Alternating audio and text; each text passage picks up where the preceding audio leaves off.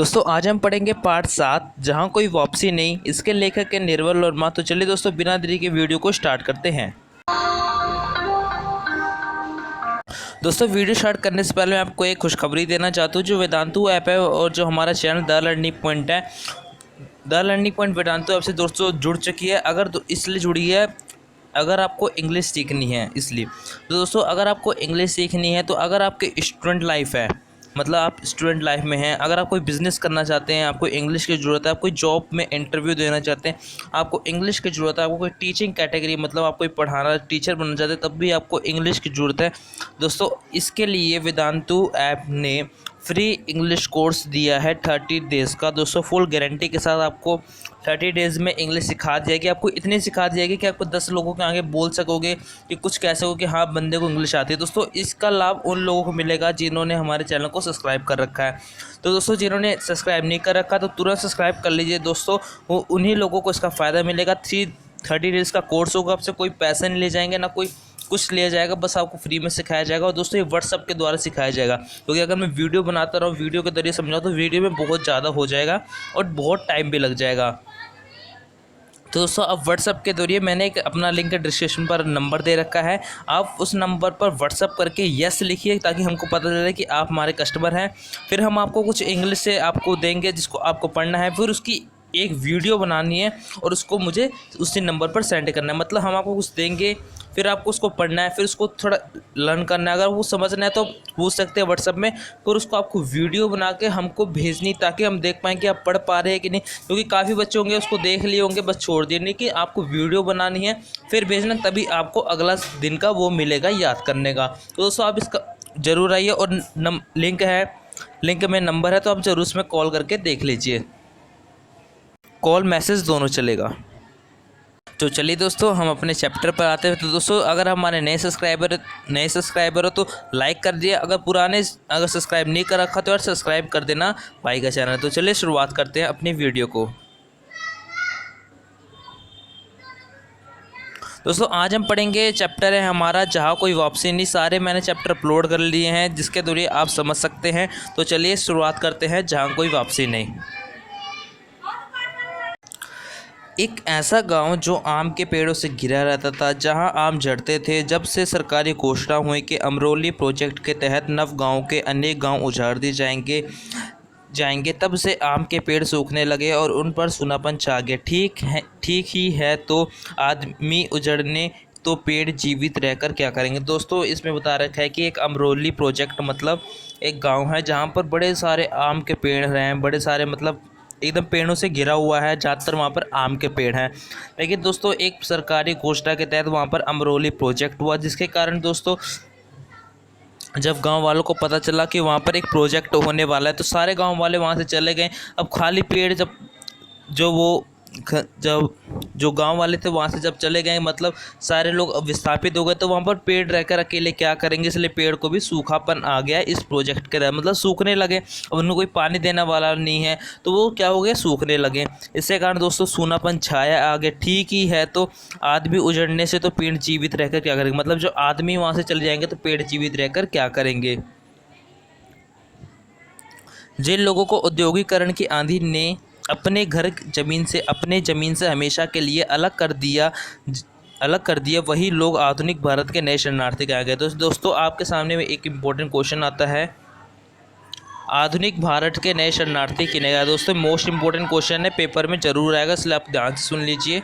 आधुनिक भारत के नए शरणार्थी उन्हें कहा जाता है जिन लोगों ने मतलब औद्योगिकरण की आंधी मतलब जहाँ पर वो लोग रहते हैं और वहाँ पर कोई प्रोजेक्ट बनाना है और उनको वहाँ रहते थे तो उनको वहाँ से बाहर निकाल दिया गया, वहाँ पर कोई प्रोजेक्ट बना दिया गया है, तो इसे वो कहते हैं दोस्तों आधुनिक भारत के नए शरणार्थी। आप आंसर देख सकते हैं, जिन लोगों को औद्योगिकरण की आंधी ने घर जमीन से हमेशा के लिए अलग कर दिया, वही लोग आधुनिक भारत के नए शरणार्थी कहलाए।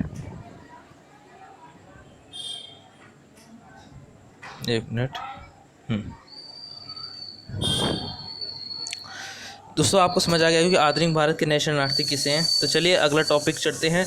बाढ़ भूकंप के कारण जब लोग अपने घर को छोड़कर कुछ समय के लिए सुरक्षित स्थान पर चले जाते हैं और स्थिति सामान्य होने पर वापस घर लौटते हैं, उन्हें प्रकृति के कारण कुछ विस्थापित कहा जाता है। जब लोगों को औद्योगिकरण के विकास पर नाम पर निर्वाचित घर जमीन से अलग कर दिया जाता है तो ये लोग अपने घर वापस नहीं आ पाते और इन्हें औद्योगिकरण के नाम पर विस्थापित कहा जाता है। दोस्तों इसमें बता दें कि जब बाढ़ या भूकंप आती है तो वो कुछ घंटों के लिए आती है, जिसके कारण कुछ लोग वहाँ से चले जाते हैं। फिर जब बाढ़ या भूकंप खत्म होती है तो वो लोग अपने घर पे वापस आ जाते हैं। लेकिन दोस्तों लेखक इसमें कहते हैं जब औद्योगिकरण के तहत जब वहाँ पूरे गाँव को तहस नहस किया जाता है, कोई बड़ा डैम बनाना पड़ता है, तो उन लोगों को हमेशा के लिए वहाँ से बाहर जो उनका गांव होता है उनको वहाँ से बाहर निकाल दिया जाता है और उनको कुछ ज़मीन भी नहीं दी जाती, सीधा सादा सा औद्योगिकरण के हाथ में ले लिया जाता है। तो इसी कहते हैं उन्हें औद्योगिकरण के नाम पर विस्थापित कहा जाता है। मतलब ये लोग भटकते हैं, इनके पास कुछ नहीं है, तो इनका एक नाम दे दिया गया है कि औद्योगिकरण के नाम पर विस्थापित। यूरोप एवं भारत की पर्यावरण संबंधी चिंताएं समर्थन भिन्न हैं। यूरोप में मनुष्य और भूगोल के बीच संतुलन बनाए रखना पर्यावरणीय प्रश्न है, जबकि भारत में यह संतुलन मनुष्य और संस्कृति के बीच बनाए रखना। दोस्तों इसमें कह रखे यूरोप ने भारत है उसने यूरोप के पर्यावरण संबंधी को ना देखकर ज़्यादातर यूरोप की औद्योगिकरण को अपनाया, जिसके तहत भारत भी अपनी पर्यावरण नीति को नष्ट करता जा रहा है। भारत में भी पेड़ ज़्यादातर काटे जा रहे हैं। मतलब इसमें एक सीधा तौर पर एग्जाम्पल है, जो भारत ने बाहरी देशों की तुलना के आधार पर अपना देश में औद्योगिकरण करना चाहा, उसके कारण काफ़ी पेड़ वहाँ से विस्थापित, काफ़ी पेड़ काटे गए, जिसके कारण पर्यावरण को नुकसान हुआ, काफ़ी लोगों को नुकसान हुआ, उनकी रहन सहन जहाँ रहते थे उनको सब छीन लिया गया। तो मतलब इसमें बता रखा है कि लेखक ने भारत ने यूरोप की पर्यावरण संबंधी चिंताएं समर्थन भिन्न है। मतलब उन दोनों की भिन्न है कि यूरोप में ठंडी ठंडी रहती है, भारत में गर्मी ठंडी बरसात सब रहती है। तो भारत को कुछ अलग नीति बनानी चाहिए कि ना कि यूरोप की नीति बनानी चाहिए। यूरोप में मनुष्य और भूगोल के बीच संतुलन बनाए रखना पर्यावरण प्रश्न है, जबकि भारत में संतुलन मनुष्य और संस्कृति का है। मतलब आप देख सकते हैं कि यूरोप में प्राकृतिक को इतना ज़्यादा महत्व नहीं दिया जाता, लेकिन जबकि भारतीय संस्कृति में प्राकृतिक को ज़्यादा महत्व दिया जाता है। जैसे तुलसी, इनसे दवाइयाँ बनती है, तो मतलब जो हमारे जो प्राकृतिक है उससे ज़्यादातर हम दवाइयाँ बनाते हैं, ये कुछ खाने पीने की चीज़ें आती है, लेकिन यूरोपीय जो प्राकृतिक है वहाँ पर कुछ ज़्यादा उसका महत्व नहीं दिया जाता है। सिंगरौली की भूमि में इतना उभरा और जंगल इतना समृद्ध थे कि उनके सहारे शताब्दियों में हजारों वनवासी और किसान अपना भरण पोषण करते थे। आज सिंगरौली वही असंतुलित संपदा के लिए अभिशाप बन गई है। तो दिल्ली के सत्ता अधिकारियों और उद्योगपतियों की आंखों में सिंगरौली की आपदा की अपार संपदा छुप नहीं पाए। सिंगरौली जो अपने प्राकृतिक सौंदर्य के कारण बैकुंठ और अकेलेपन के कारण काला पानी माना जाता था, अब वो प्रकृति के मानचित्र और राष्ट्रीय गौरव के साथ प्रतिष्ठा हुआ है। इसमें दोस्तों लेखक कहते हैं जब सिंगरौली में जब जंगल इतने अच्छे थे, जब वहाँ पर पेड़ फूल मतलब जानवर भी खुशी रहते थे, लेकिन जो दिल्ली के जो कुछ उद्योगपति हैं, कुछ जो अमीर लोग हैं, उनकी नज़र सिंगरौली पर पड़ गई और उन्होंने वहाँ पर कुछ औद्योगिकरण शुरू कर दिया, जिसके कारण जो सिंगरौली है वो एकदम तहस नहस हो गया है। वो सब उसके जो पेड़ होने हैं वो सब चुप हो गए, कोई कोयल की आवाज़ नहीं आती, सारा प्राकृतिक सौंदर्य है वो बैकुंठ हो गया है। मतलब जहाँ पहले स्वर्ग की तरफ उसका प्राकृतिक सौंदर्य था, लेकिन अब बैकुंठ हो गया है, एकदम वो काले पानी के स्वरूप दिखता है। तो अब प्रकृति का मानचित्र राष्ट्रीय गौरव के साथ प्रतिष्ठा हुआ। तो मतलब लेखक कहते हैं जो प्रकृति का जो मानचित्र है वो जो राष्ट्रीय गौरव, उसके राष्ट्रीय गौरव को ज़्यादा दिया जा रहा है, प्राकृतिक गौरव को प्रतिष्ठा कम दी जा रही है। ये सच है कि औद्योगिकरण के कारण पर्यावरण संकट पैदा किया। औद्योगिकरण के कारण गांव उजाड़ कर लोगों की ज़मीन ले ली गई। ऐसा करने से वहाँ परिवेश खराब हुआ, ही साथ ही मनुष्य और उसका परिवेश उजड़ गया, जिससे प्राकृतिक मनुष्य व संस्कृति का संतुलन गड़बड़ा गया। औद्योगिकरण के कारण स्थापित उद्योगों ने दोहे व कचड़े से पर्यावरण संकट पैदा कर दिया। औद्योगिकरण मनुष्य भी प्राकृतिक व सांस्कृतिक के बीच में संतुलन को नष्ट कर दिया गया। हमें ऐसी योजना बनानी चाहिए कि इन संतुलन को बनाए रखकर विकास और प्रगति भी करें।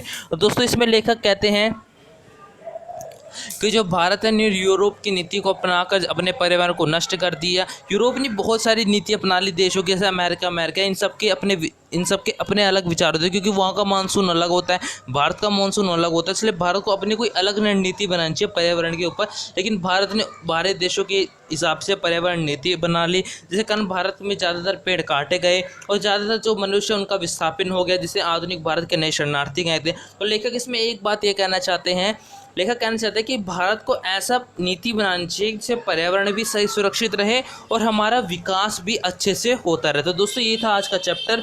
तो अब चलते हैं इसके महत्वपूर्ण प्रश्न की ओर। दोस्तों पहला प्रश्न है हमारा, आधुनिक भारत के नए शरणार्थी किन्हें कहा गया? औद्योगिकरण एवं विकास के नाम पर जिन लोगों को अपने निवास स्थान में अपने घर व जमीन उखाड़कर हमेशा के लिए निर्वासित कर दिया जाता है, इन लोगों को ज़मीन को भी सरकार या औद्योगिकरण घराने ने छीन लिया।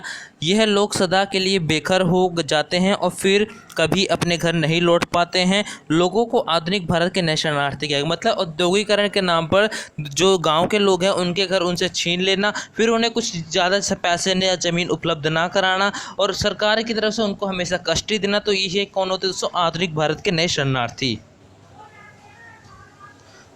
दोस्तों चार क्वेश्चन दोस्तों आपको अपने आप करने पड़ेंगे, नहीं तो आपको दोस्तों इनका आंसर कमेंट बॉक्स में करके दे देना है। लेखक के अनुसार स्वतंत्रता तौर पर भारत की सबसे बड़ी ट्रेजेडी क्या है? प्राकृतिक के कारण विस्थापन और औद्योगिकरण के कारण विस्थापन में क्या अंतर है? यूरोप और भारत की पर्यावरण संबंधी चिंता किस प्रकार है? जैसे मैंने अभी समझाया। औद्योगिकरण ने पर्यावरण का संकट पैदा कर दिया क्यों?